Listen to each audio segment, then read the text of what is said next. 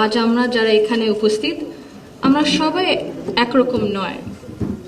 আমাদের আদর্শ আলাদা, অভিজ্ঞতা আলাদা, দৃষ্টিভঙ্গিও আলাদা।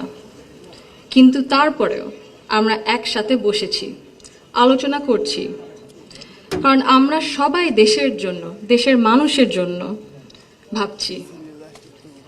আর এই ভিন্নতা নিয়ে একসাথে কথা বলছি, একের পর এক শুনছি। এটাই গণতন্ত্রের আসল সৌন্দর্য।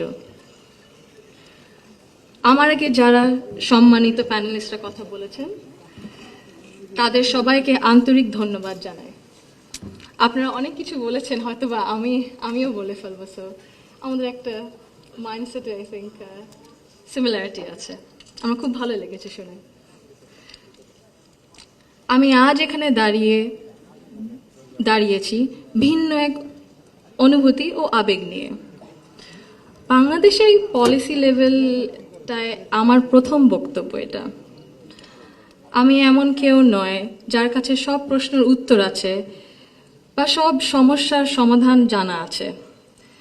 তবু আমি বিশ্বাস করি, নিজের ছোট্ট জায়গা থেকেও সমাজের জন্য, দেশের জন্য কিছু করার আন্তরিকতা আমাদের সবার মধ্যে থাকা উচিত। আজ আমি এসেছি শুধু শুনতে, শিখতে এবং একসাথে কাজ করার মনোভাব নিয়ে এগিয়ে যেতে।